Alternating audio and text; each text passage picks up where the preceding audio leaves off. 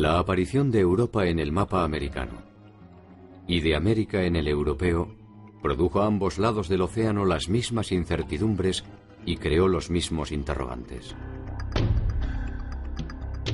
Uno de ellos, quizás el más decisivo, se refiere a la naturaleza del otro. Esta diferencia es el germen de toda conquista, y sobre ella se edificó un mundo lleno de contradicciones que intentó resolver sus tensiones con interminables improvisaciones. Resultó ser que el otro nunca fue el mismo. Naturaleza y cultura, adelantados y atrasados, corregidores e incorregibles, capitanes y decapitados, jesuitas y chamanes, encomenderos y mitayos, idólatras y doctrineros, siervos, caciques, curacas, cabildantes, tributarios, recaudadores, mestizos, mulatos, esclavos. La hora de los héroes había terminado. La derrota militar de los pueblos originarios daba lugar a una contienda más desproporcionada.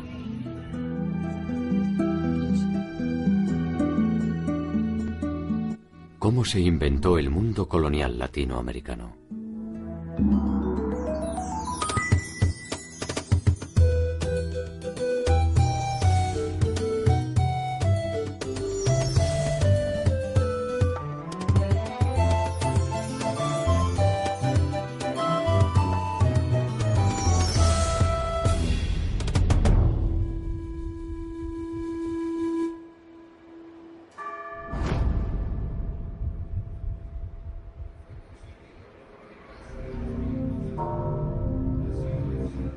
El 13 de agosto de 1521, con la caída de Tenochtitlan, capital del Imperio Mexica, se inició la segunda fase de la conquista del territorio latinoamericano.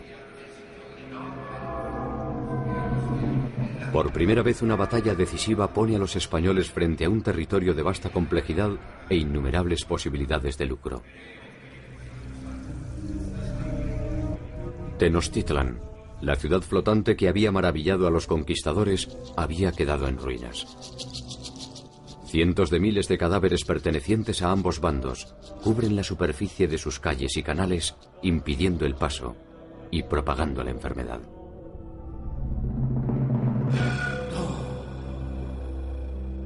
Los mexicas habían estado sitiados 3 meses sin agua potable, sin alimentos, y entonces lo único que querían era huir de la ciudad.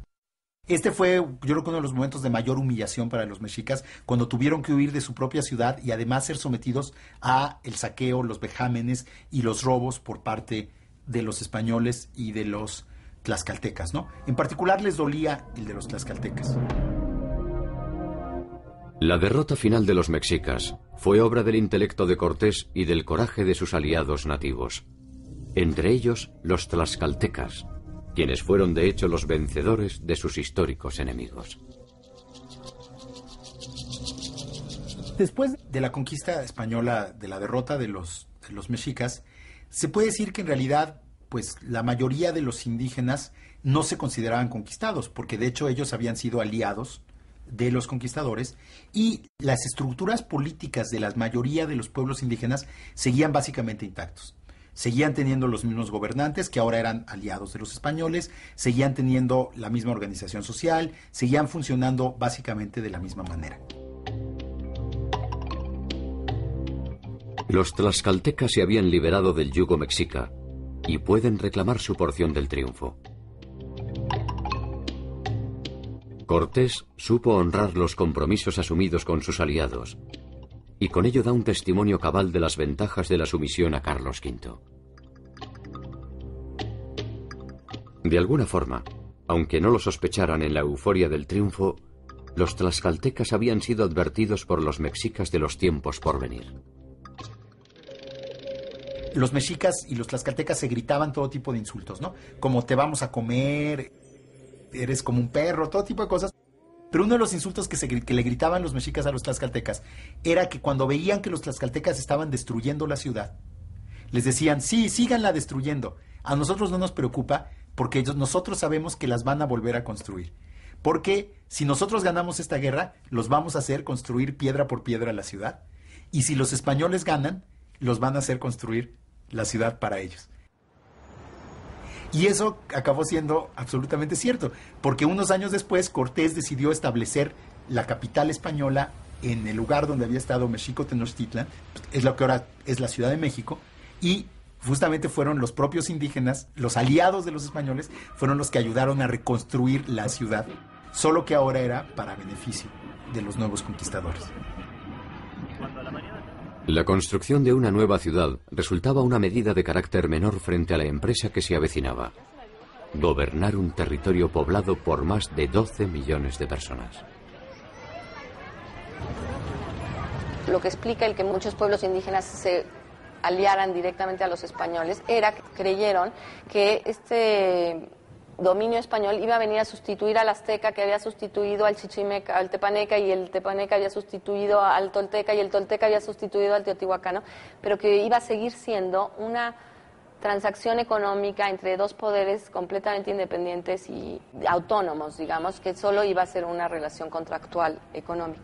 A lo largo de los siguientes 50 años, el poder español lo que intentó fue lograr establecer su autoridad sobre estos pueblos indígenas sin destruir su organización política y social. Los españoles habían descubierto en el Caribe que si causaban disrupciones demasiado grandes en la población, como pues destruir los señoríos, esclavizar a los indígenas, lo único que iban a provocar era el exterminio de la población, y que pues una tierra como México no le serviría de nada sin una población indígena que explotar. El nuevo orden no parecía ser sustancialmente diferente al que habían establecido los mexicas. Las antiguas élites gobernantes mantenían sus privilegios a cambio de algunas pequeñas concesiones.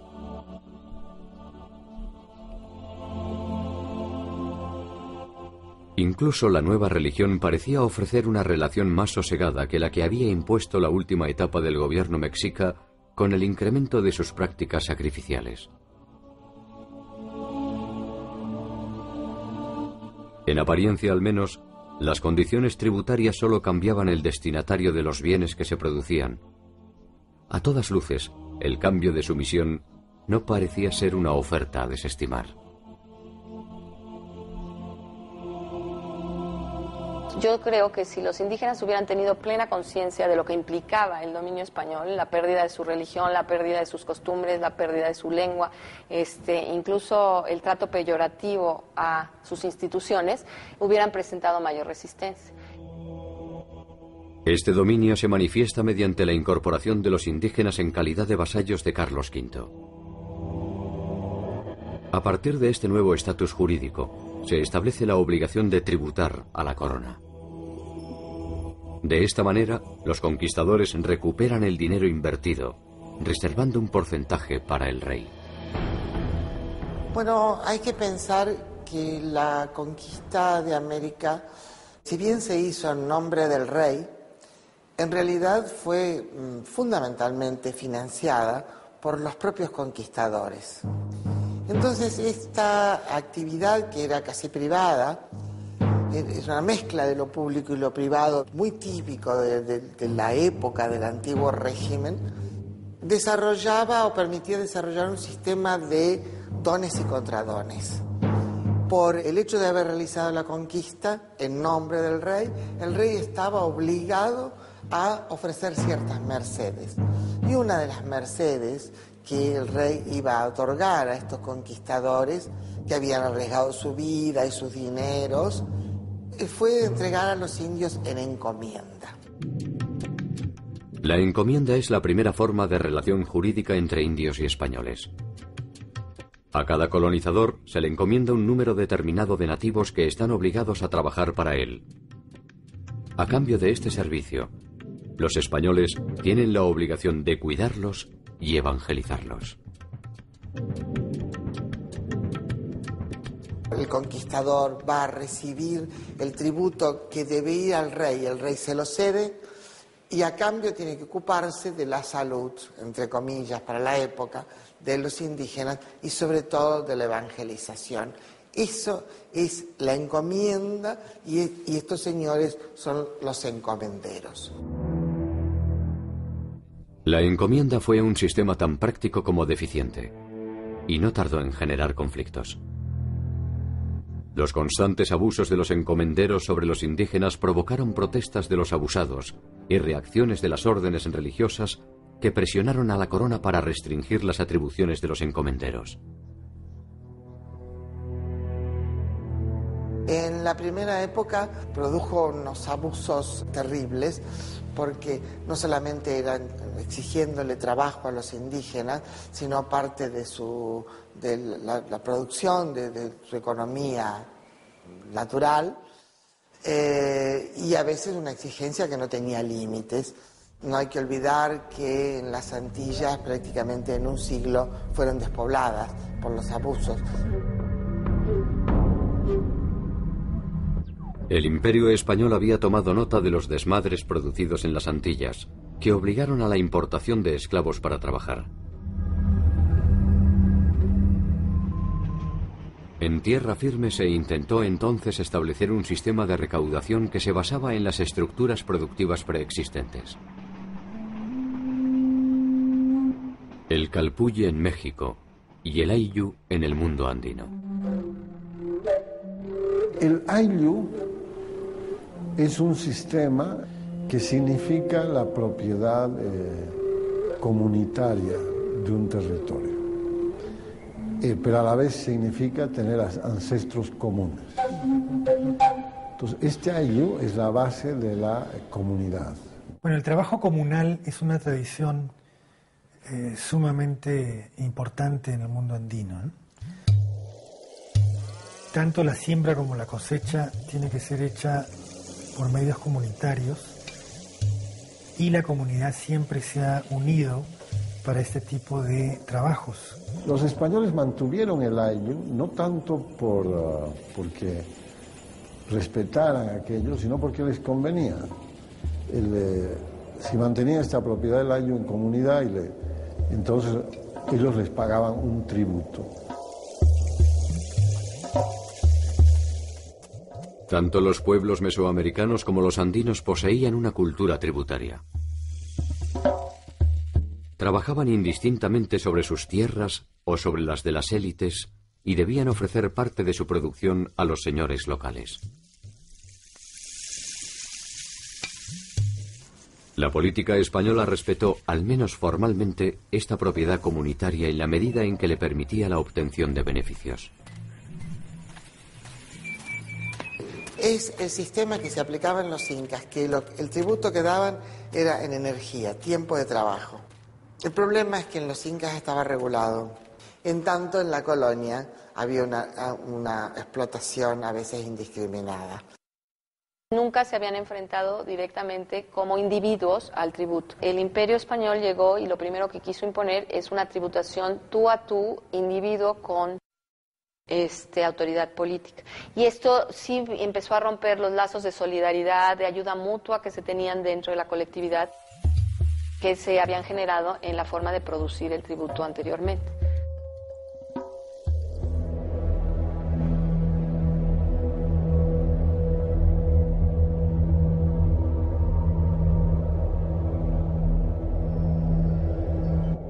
El diseño del Nuevo Mundo fue un largo viaje de marchas y contramarchas que, al menos formalmente, buscó siempre establecer una noción de orden.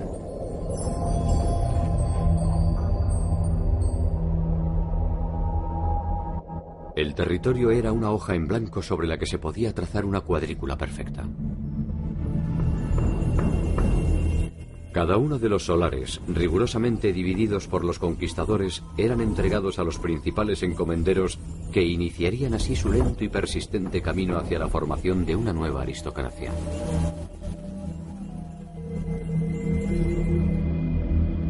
Se hacen dos grandes virreinatos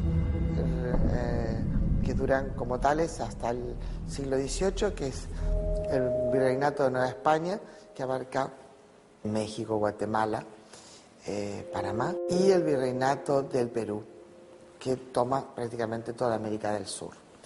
Recién a finales del siglo XVIII en los últimos tercios, se crea el Virreinato de Nueva Granada, que separa Ecuador, Colombia, Venezuela del Perú, y el Virreinato del Río de la Plata, que toma todo lo que es la actual Argentina, Uruguay, Paraguay y casi buena parte de Bolivia. Estos vastos territorios exigen una organización adecuada que persigue objetivos variados. Desarticular las costumbres nativas, optimizar la recaudación y concentrar a sus habitantes para evitar rebeliones y resistencias. Finalmente, lo que la corona estableció en la segunda mitad del siglo XVI fueron los llamados pueblos de indios o repúblicas de indios, que eran gobiernos indígenas en los pueblos indígenas que tenían muchos elementos de los gobiernos prehispánicos, pero que los combinaban con los elementos del gobierno español. Los nombres de los cargos, gobernador, alcalde mayor, eran nombres españoles, pero las personas que ejercían esos cargos en muchos casos eran las mismas personas que habían ejercido el poder en tiempos prehispánicos o sus descendientes. La conversión y el control de los pueblos originarios se intenta obtener mediante la República de Indios. Una concentración de indígenas que intenta funcionar como un espejo de la sociedad española, recreando sus mismas instituciones y ofreciendo un espacio en el que la Iglesia podía perseguir, sin contaminación, su utopía cristiana. Pero hay que ponerse en la cabeza de la gente que vivía en esa época, cuya fe es auténtica, matizada de supersticiones, no muy pura teológicamente, todo eso, por cierto, era así, pero de todas maneras hay una fe primitiva, podríamos llamarla, totalmente auténtica. Hay que tener en cuenta que en poco tiempo más, sobre todo después de la conquista, se va a producir la gran contrarreforma, la gran defensa de la Iglesia para defenderse de la reforma luterana. El impulso que toma la Iglesia a partir de esto y el asombro por el hecho de haber encontrado una sociedad y un territorio donde aparentemente la palabra del Señor no había llegado. Y frente a esto, la Iglesia Católica tuvo dos formas de reacción. Una reacción tradicional, conservadora, casi inquisidora, donde se perseguía cualquier tipo de desviación y de idolatría. En cambio, otras órdenes religiosas como los agustinos, franciscanos, jesuitas, pensaron que era imposible acabar con la religiosidad andina, porque se podía acabar con sus templos, pero no se podía derribar el sol ni acabar con la madre tierra.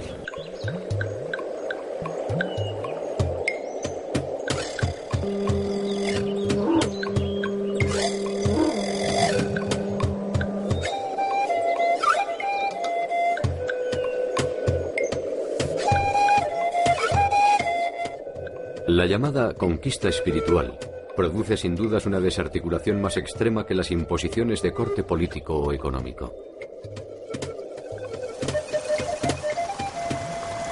Las religiones politeístas suelen ser más permeables ante la aparición de nuevos dioses. Las monoteístas, en cambio, son necesariamente fundamentalistas, puesto que reposan sobre un paradigma demasiado rígido como para tolerar digresiones.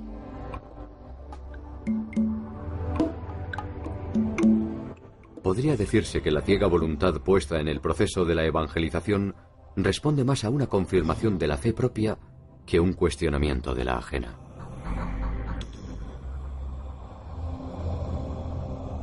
En los primeros años, el éxito de la evangelización fue inmenso. Los frailes bautizaron a miles de indígenas, los indígenas asistían por millares a las misas. Parecía que el éxito militar había sido acompañado por un éxito religioso. Una evangelización que tiene tramos, que tiene un periodo muy ingenuo, creyendo que con bautizarse lograba la evangelización real.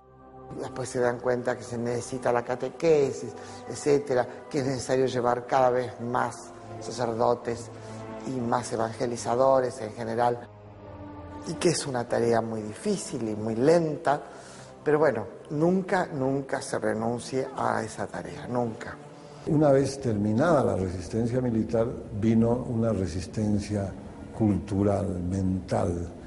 Es decir, los españoles pudieron dominar, obligarlos a pagar tributo, etcétera, pero nunca dominaron completamente sus mentes. Entonces, la resistencia más importante de estos pueblos fue mantener su idioma, sus costumbres y obviamente su religión.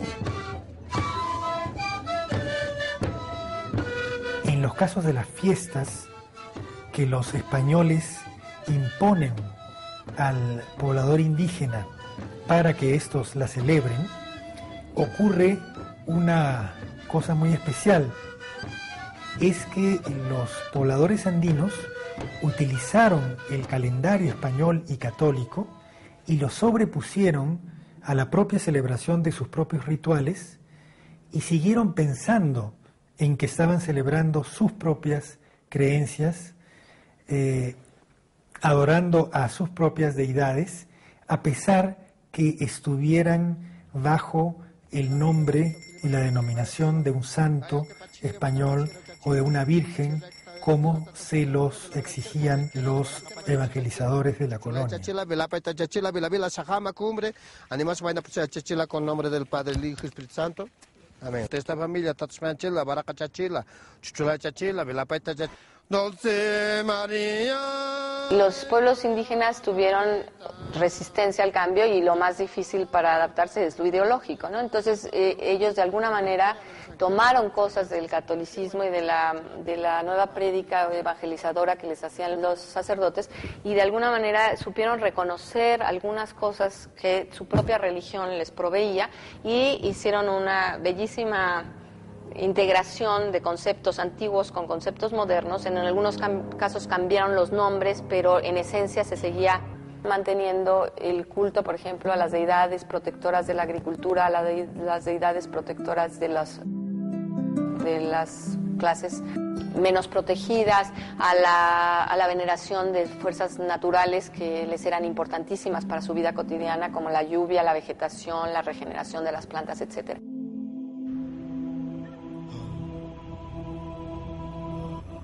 Estas continuidades religiosas prehispánicas producen una reacción que dará inicio a un interesante proyecto llevado adelante por una segunda generación de religiosos.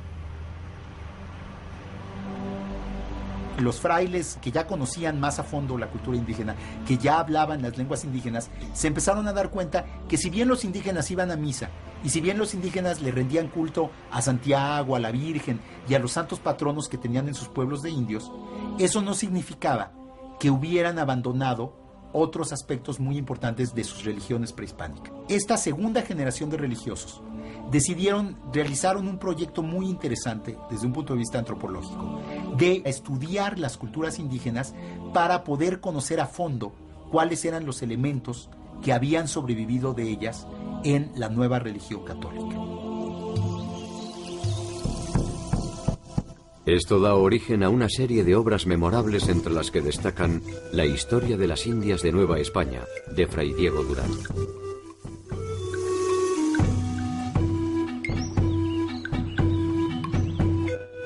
Y La historia general de las cosas de la Nueva España, de Fray Bernardino de Sahagún. Gracias a estas obras es posible conocer gran parte de la cultura, las creencias y las formas de organización de los pueblos originarios. Pero no hay que olvidar nunca que fueron escritas con la intención de eliminar la religión indígena. Es decir, que era un conocer para mejor cristianizar. No era un conocimiento científico desinteresado, era un conocimiento que tenía una agenda muy específica de lograr consolidar la evangelización de los indígenas y de destruir los rastros que quedaban de las religiones prehispánicas. Curiosa lección que suele dar la historia. Los mismos conquistadores que habían destruido la mayor parte de los códices originarios son quienes recopilan minuciosamente cada una de las costumbres de los pueblos conquistados.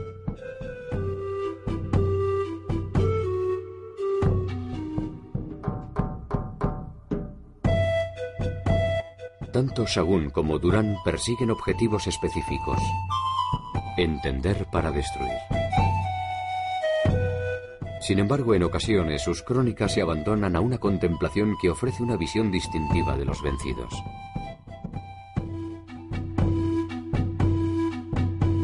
Sus formas de asociación, sus conocimientos, su fina espiritualidad y su particular sensibilidad. En síntesis, aflora la generosa humanidad que les fue negada por el conjunto de los conquistadores.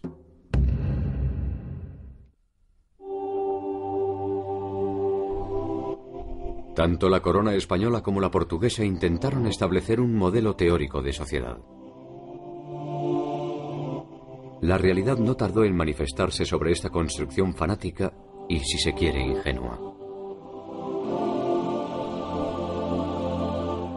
Los límites estrictos entre la República de Indios y la de españoles se hicieron difusos. Las intenciones por preservar a los indígenas fracasaron. Las pasiones y ambiciones humanas comenzaron a establecer fugas. Pequeñas grietas que la legislación no podía contener. Todo está estructurado en las llamadas dos grandes repúblicas, la República Española y la República de Indios.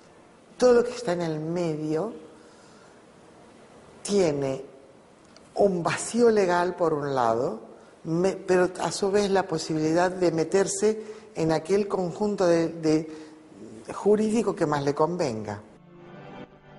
En ese medio se produce una fusión entre los grupos sociales que derrumbará la pureza del proyecto original. Un resultado previsible era la unión de un español con una india, que daba origen a un mestizo. Las hijas mestizas son casadas con españoles importantes, con lo cual rápidamente esa gota de sangre queda dando vuelta en el mestizaje biológico, pero se pierde en el mestizaje cultural y sobre todo en la categorización. Pasan a ser categorizados como españoles, ¿no? Es muy interesante ese proceso, cómo se va dando, porque el mestizaje no se detiene nunca. Pero las leyes siempre miran para otro lado. Poco tiempo después, la condición de mestizo resulta insuficiente para clasificar al conjunto de la sociedad. Castizo, mulato, morisco, torna atrás, lobo, zamballo, cambujo, barcino, coyote, chamizo, jíbaro, tente en el aire y no te entiendo son algunas de las maneras de establecer las nuevas categorías de desclasados. Los mestizos son considerados impuros y tienen mucha dificultad en reconocerlos. La situación del mestizo es muy ambigua. Si es criado en la familia de su madre, normalmente indígena, puede ser considerado indio. Si es criado en la familia del español, de pronto, al tiempo puede pasar por español. El español nacido en América, que es el criollo, no tiene un estatus especial. Es considerado español, pero de segunda. No hay una legislación separada para españoles americanos o españoles peninsulares. Hay sí una legislación especial para los indígenas, todo el tiempo.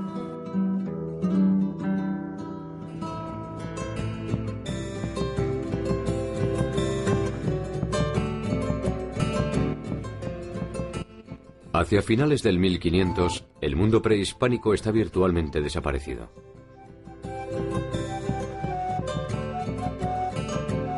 Al mundo soñado por españoles y portugueses no le va mejor. No es más que un conglomerado de leyes y resoluciones que intenta disfrazar de armonía las contradicciones que se multiplican.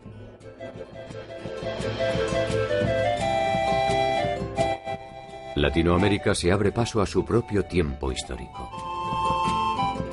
Una versión distintiva, original, y profundamente desgarradora se precipita sobre toda la extensión continental.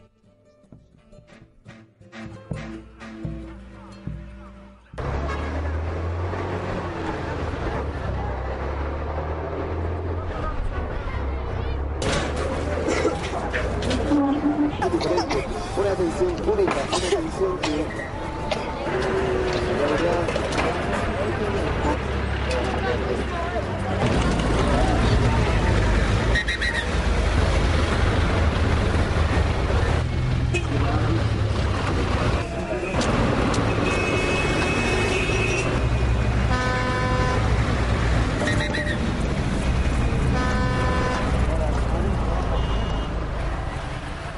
La ciudad de Potosí está construida a 4.000 metros de altura sobre el nivel del mar. Fue fundada por los españoles en 1545, a raíz del hallazgo de una importante veta de plata en el Cerro Rico de Potosí. Este cerro fue uno de los principales ingresos de la corona española. La ciudad era entonces algo más que un pequeño campamento, y creció a un ritmo desmesurado exigiendo una compleja organización de recursos humanos y económicos. Estas aguas están viniendo de lo que son las filtraciones cuando llueve, cuando graniza, ¿no? Y su pH es muy ácido.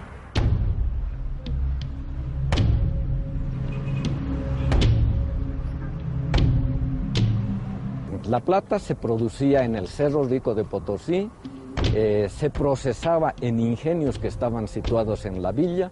Para eso se ha construido un sistema hidráulico, el segundo más grande del mundo. Se han construido ingenios para que puedan funcionar ruedas hidráulicas, que era el único equipo prácticamente industrial. El resto ha sido trabajo manual.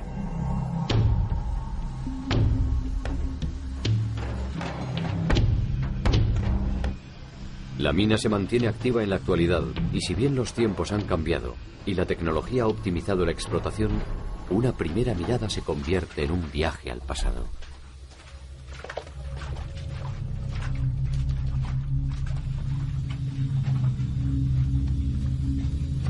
En el interior de las galerías resuenan las mismas voces, los mismos gemidos y los mismos silencios que agigantaron su oscura leyenda. ¿No has hecho espíritu para mí? Adentro, muñeco, adentro.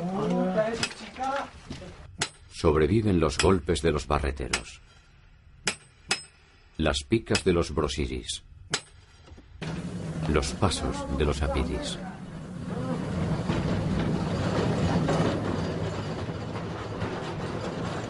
Durante el Imperio Inca, la población estaba obligada a realizar turnos de trabajo obligatorio para beneficio de los curacas locales que representaban al incario.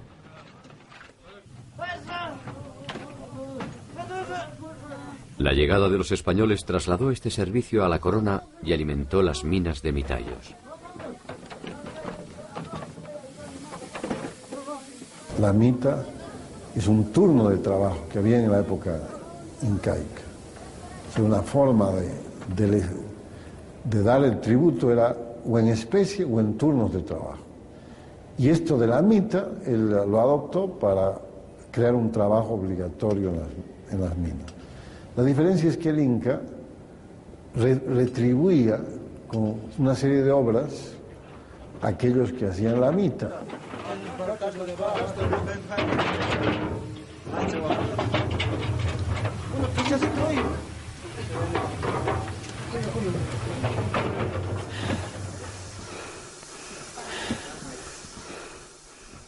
4.500 mitayos trabajaban durante una semana ininterrumpida en el interior de las minas. Al finalizar, tenían 2 semanas de descanso. Durante esas 2 semanas de descanso, esta gente se alquilaba. El mitayo se volvía minga.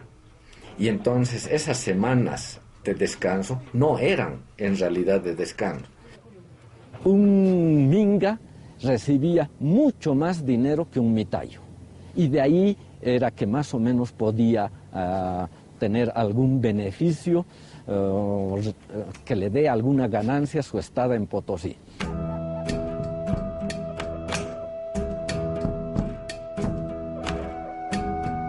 Todos los yacimientos en América fueron de la corona. La corona aprovecha el trabajo forzado de los nativos para su enriquecimiento. La corona recibía 1/5 de la producción y el resto era de los mineros. Los mineros a su vez contrataban o pagaban a los mitayos 2 reales por semana. Este es un monto sumamente bajo y como era trabajo de coacción, los nativos tenían que venir a Potosí con su comida, con su ropa, porque los 2 reales no alcanzaba prácticamente para nada.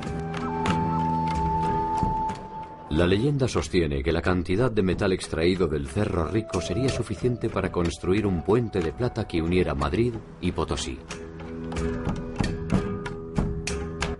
Ese puente hipotético sin duda se hubiera construido con el sudor de los mitayos. Cada 7 años, cada uno de ellos debía cumplir 1 año de trabajo obligatorio en las minas. En los momentos de mayor producción, Potosí albergó más de 13.500 hombres provenientes de distintas y distantes regiones del mundo andino.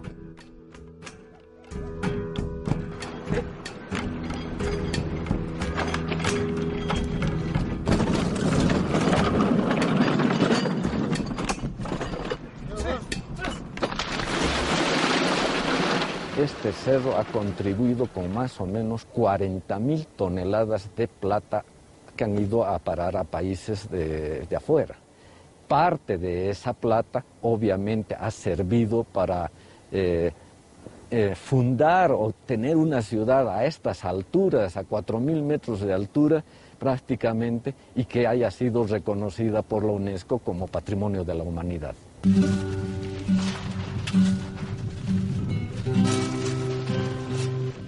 A medida que el cerro se vacía, la ciudad se llena de tentaciones. Los mitayos viven en las parroquias de los suburbios, muchos de ellos lejos de sus familias, juntando uno tras otro los reales que les permitirán, además, pagar el tributo que les exige el rey por la gracia de haber sido descubiertos.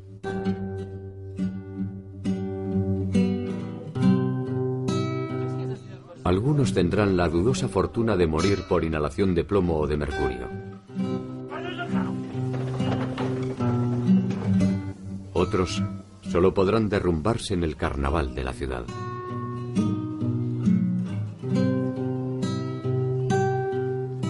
Una ciudad que tiene dinero siempre es atractiva, por más que la gente no logre alcanzar sus objetivos. Uno prefiere vivir en una ciudad atractiva, donde hay comercio, donde habían muchas festividades, se festejaba mucho, se tomaba mucho y no querían regresar ya a sus años. Entonces empieza a haber un despoblamiento de las provincias mitarias.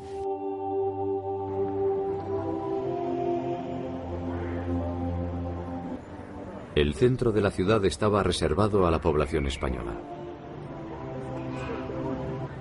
Allí parecía ser posible el sueño de El Dorado. Funcionarios, azogueros, comerciantes y religiosos vivían su propia ilusión de prosperidad en la medida en que el férreo monopolio español se lo permitía. Nada debía entrar ni salir de Potosí sin la anuencia de las autoridades. La corona quería controlar que la mayor cantidad de plata salga en forma de barras o de rieles o en forma de moneda acuñada. Hay que tener en cuenta que había solo un puerto de España con el que se podía comerciar, que era al principio Sevilla, después pasó a ser Cádiz. Ni siquiera se podía comerciar con otros puertos españoles. Y estaba todo el sistema de galeones que venían una vez por año, tenían que enviarlos con custodia, con barcos armados por los ataques de los piratas. Esas flotas llegaban o a Veracruz, en México, el Virreinato de Nueva España, o a Portobelo, en Panamá, para el caso de América del Sur. Ahí tenían que atravesar el istmo por tierra, volver a embarcar y otra vez un monopolio. El único puerto habilitado era Lima. El circuito inverso se originaba en Potosí. La plata extraída se trasladaba en caravanas de llamas hasta San Marcos de Arica. Desde Arica se trasladaba al puerto de Lima.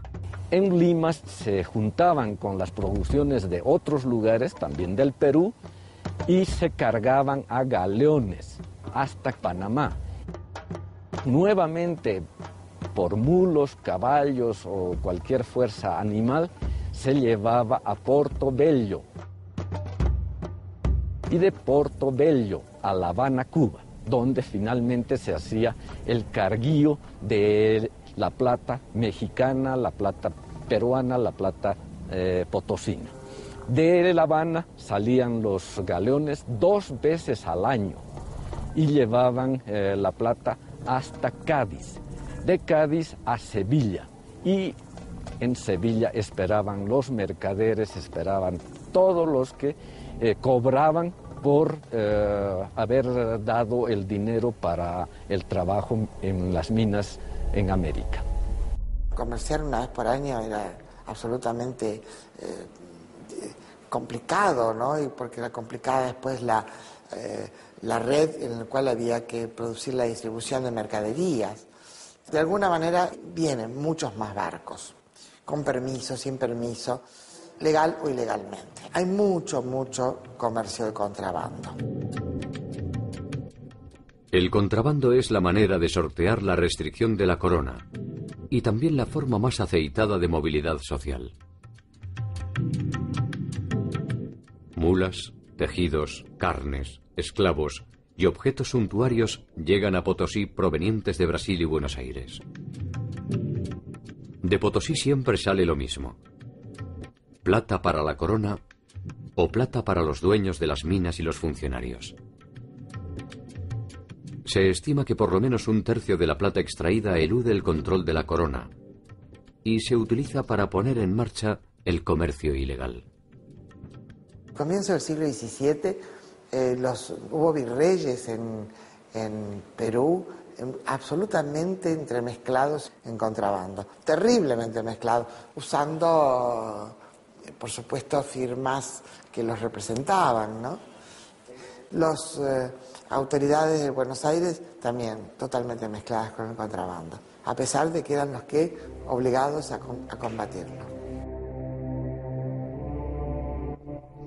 El tránsito hacia una economía mercantil se produce sin reparar en los caídos. La invasión europea modifica irreversiblemente el orden político y social. El repliegue de los pueblos originarios se tensiona entre la necesidad de mantenerse dentro del nuevo esquema y conservar de alguna forma la tradición que les da sustento. Los pueblos de indios y las reducciones concentran a la población. El control de estas unidades se establece por medio de prebendas y compra de voluntades. Los viejos lazos de relación de los pueblos se fueron perdiendo, hasta casi desaparecer.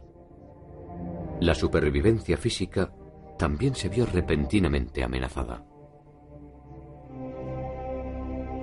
Lo que sí debilitó seriamente a la sociedad indígena fueron las epidemias a todo lo largo del siglo XVI y principios del siglo XVII. Empezando por la epidemia de viruela durante la conquista.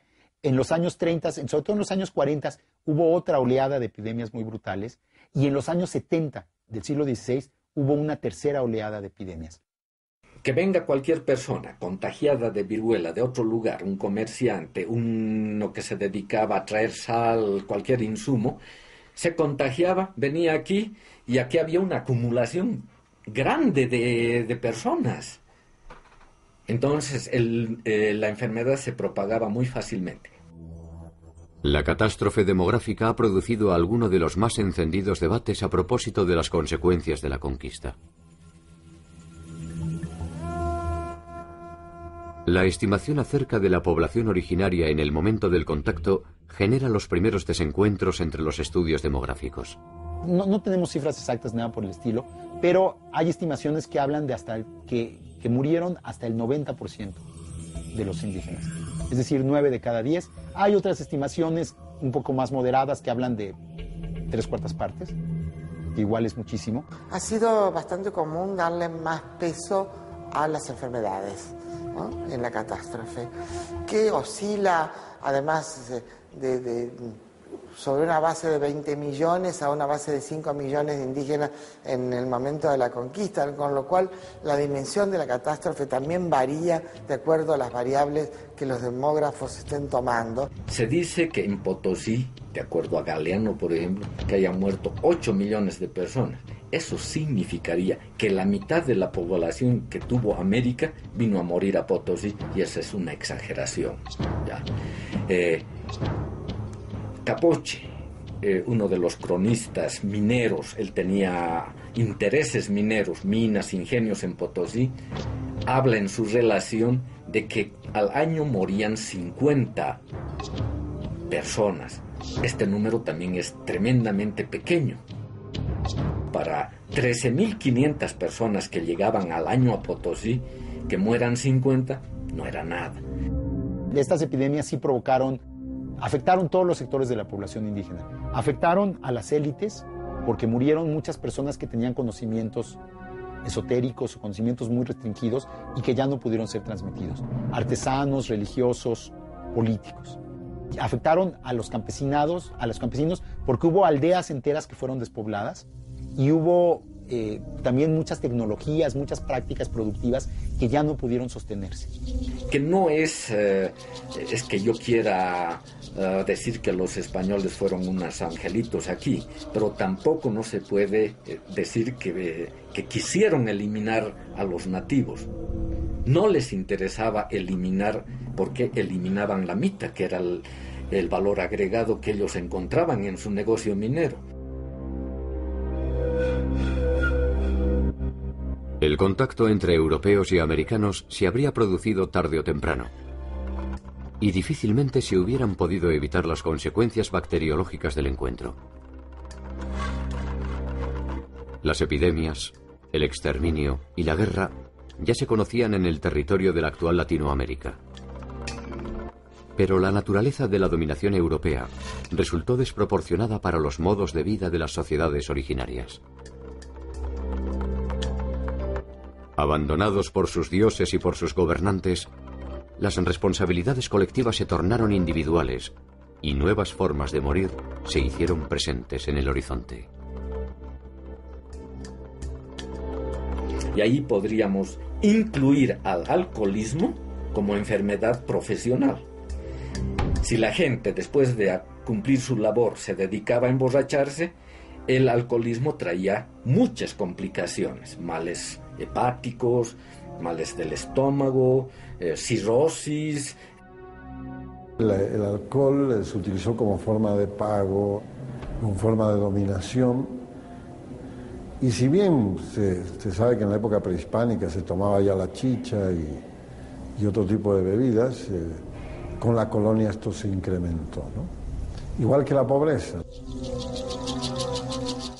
Sea cual sea la cifra definitiva, las fuentes confirman que entre el año 1500 y el 1600, el número de habitantes nativos disminuyó a niveles alarmantes, despoblando vastas zonas territoriales de Latinoamérica. Hacia 1780 se registrará una recuperación en los pueblos originarios. Probablemente, dada la magnitud de la catástrofe, estas nuevas generaciones sean ya el producto de un nuevo paradigma cultural que deba tanto al viejo modelo como al nuevo. Lo que sucedió es que a finales del siglo XVI, después de estas grandes oleadas de epidemias, las sociedades indígenas se reconformaron ya en el marco del régimen colonial y construyeron nuevas formas de vida con muchos elementos europeos, pero también con muchos elementos prehispánicos. Y las sociedades indígenas que conocemos hoy son realmente las descendientes de esas sociedades reinventadas del periodo colonial, que tienen una fuerte raíz prehispánica, pero que también tienen muy importantes elementos occidentales. Por ejemplo, ustedes van a poder observar en el mundo aymara actual, hay varios indicadores de esto, ¿no? El vestido que hoy utiliza la aymara de la ciudad, la aymara urbana, que es la chola paseña, se ve esa mezcla, ¿no? La manta tiene que ver con la mantilla española. Y en cambio el aguayo que llevan para cargar a los niños es un textil además de una alta simbología, porque sobre ese aguayo se hace, por ejemplo, la mesa aymara, o se come, o los rituales, ahí se carga el niño.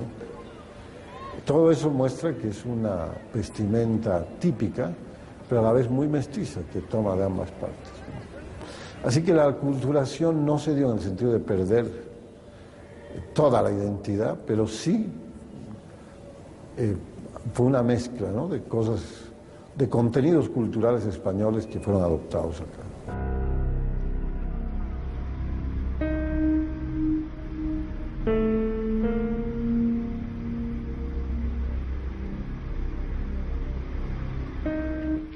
Ninguno de los mundos que se encontraron era perfecto. Y los eufemismos para denominar el evento desnudan necesariamente sus intencionalidades. La sociedad que se proyectó para Latinoamérica encontró finalmente sus propios carriles para procesar las tensiones de la puja de intereses y pasiones. Y la otra desapareció definitivamente. El análisis de los hechos nos enfrenta a una disyuntiva tal vez imposible. Intentar recuperar el mundo originario o aceptar lo que somos hoy en día. Quizás ambos modelos no sean más que una utopía inútil.